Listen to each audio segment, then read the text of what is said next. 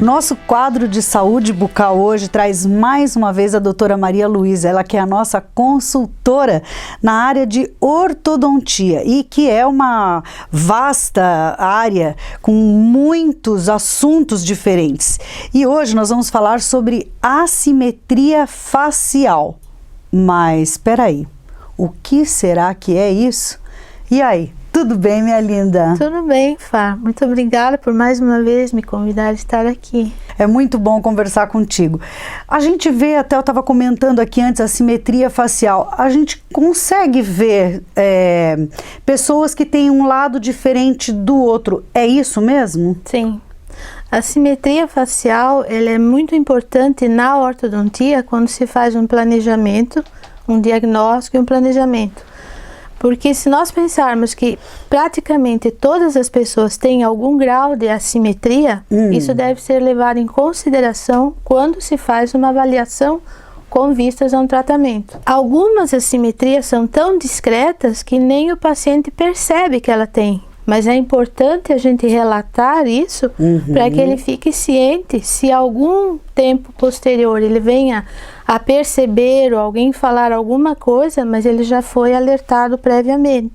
A partir de quando que isso acontece? Porque, por exemplo, a criançada em idade de desenvolvimento, de crescimento, já é possível dar uma olhada Algumas nisso? assimetrias a gente consegue já verificar que ela está presente já em crianças muito novas, vamos dizer assim. Por exemplo, crianças que são respiradoras bucais ou que têm hábitos de deglutição atípica que vêm interferir no crescimento e no desenvolvimento da face, que fazem muitas vezes uma atresia da maxila, elas levam a uma mordida cruzada. O que é isso? Quando a arcada superior ela não encaixa corretamente com a arcada inferior, então a criança passa a morder para um lado e para o outro e faz com que a mandíbula que vai desviando e essa face em crescimento ela vai crescendo assimetricamente. Então isso é um diagnóstico importante de fazer quando a criança vem ao consultório e a gente detecta que ela tem vamos dizer, um desvio postural da mandíbula, uma respiração bucal, uma deglutição atípica, que são às vezes agentes etiológicos de uma simetria na fase adulta maior, mais importante.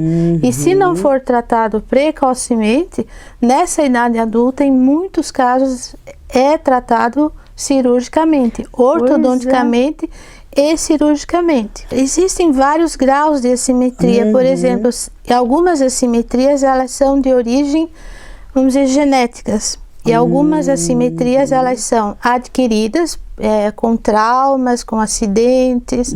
E outras assimetrias elas são provenientes justamente disso, de uma maloclusão, de um hábito de respiração, de deglutição. Como o osso na criança em crescimento é um osso mais plástico, ela vai adquirindo uma postura inadequada, essa simetria vai se crescendo, acentuando cada vez mais.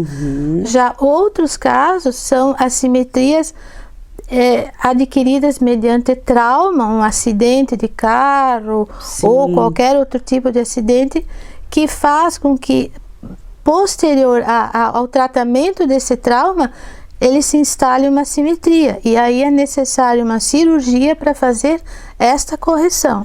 Mas se o caso não for tão grave, vamos dizer assim, pode ser corrigido com o aparelho ortodôntico? Pode. Algumas assimetrias elas podem ser corrigidas, que a gente chama de tratamentos compensatórios. Então você faz um tratamento ortodôntico e compensa.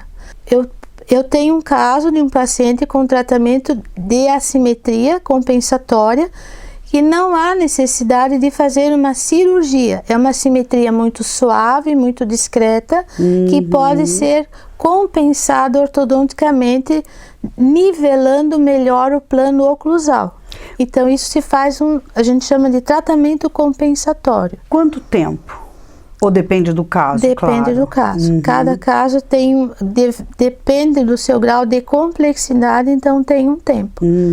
E tem outras assimetrias que são de casos de algumas síndromes, fissura lábio-palatina, aí são assimetrias bem mais severas e que há necessidade então de uma intervenção tanto do ortodontista quanto do cirurgião bucomaxilo.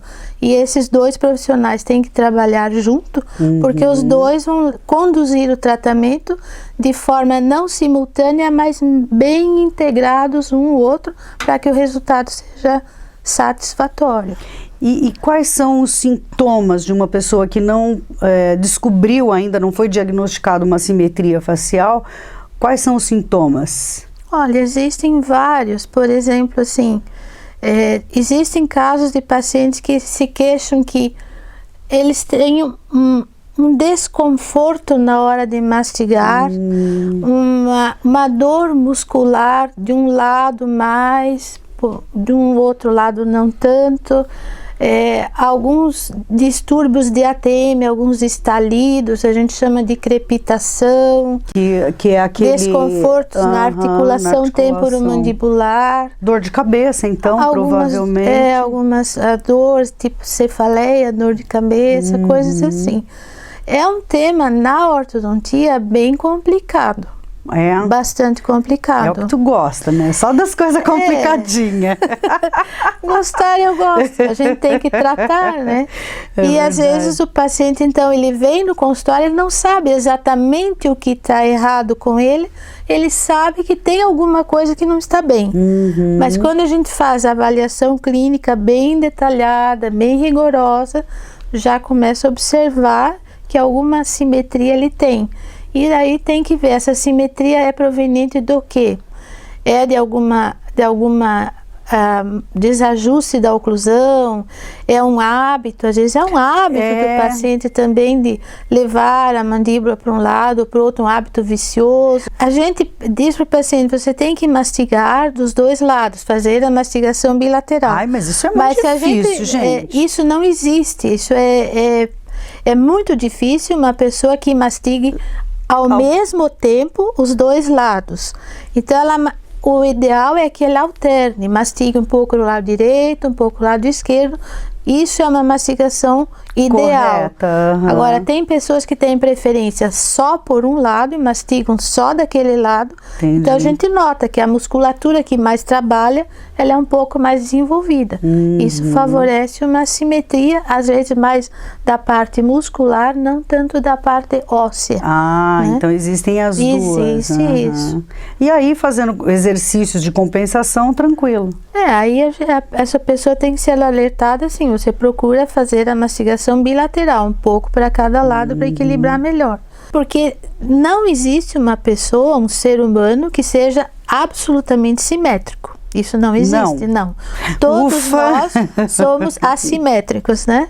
Agora, uns mais, uns menos, uns muito suaves, alguns que necessitam uma intervenção, outros que não há necessidade de fazer uma intervenção. E acho que deve mudar até a feição da pessoa, né? Depois que dá uma compensada, né? Muda bastante. Tem o caso de tratados de assimetrias severas, grandes mesmo, tratamentos bem complexos, que envolveram uma ortodontia muito complexa, uma cirurgia ortognática muito complicada também, e que o paciente adquiriu então uma simetria, vamos dizer, entre aspas, porque não existe uma simetria perfeita, mas uma simetria dentro dos padrões de aceitabilidade, uma oclusão funcional e esteticamente agradável, mas que foi um tratamento bastante longo. E a pessoa ela muda bastante. Existem casos de pessoas que são operadas e tratadas ortodonticamente e que até isso é verdade, não é um exemplo assim, mas é verdade, teve que fazer documentação nova porque a fotografia muda bastante. Nossa, de tanto que mudou. Tanto que muda. E outras coisas são um outro exemplo de uma simetria fácil de resolver, vamos dizer, fácil entre aspas, mas uma criança com atresia de maxila. Por isso que eu acho importante nós falarmos de assimetria, porque muito vem no consultório crianças que têm atresia de maxila. O que é atresia? O céu da boca, o palato estreito, a maxila estreita. Então, a maxila é como se fosse a tampa da caixa. Entendi. E a mandíbula, a caixa.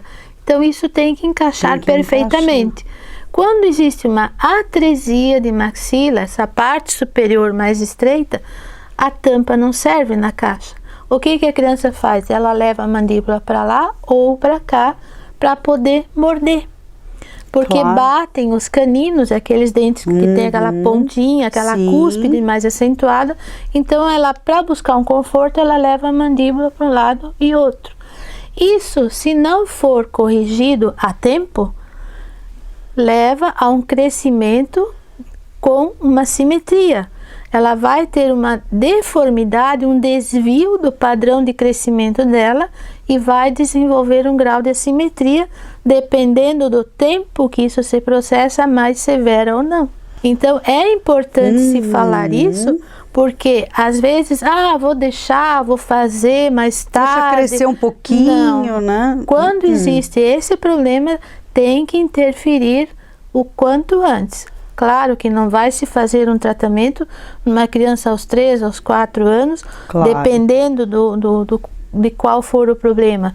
Mas tem que se fazer uma avaliação e na idade própria entrar com o aparelho, corrigir esse problema, para que aquele potencial genético que ela tem de crescimento da face se processe corretamente. E esse fator, que é a mordida cruzada, proveniente de várias outras causas, não venha interferir no crescimento. O melhor ainda é a prevenção. Consulte o seu dentista sempre, né?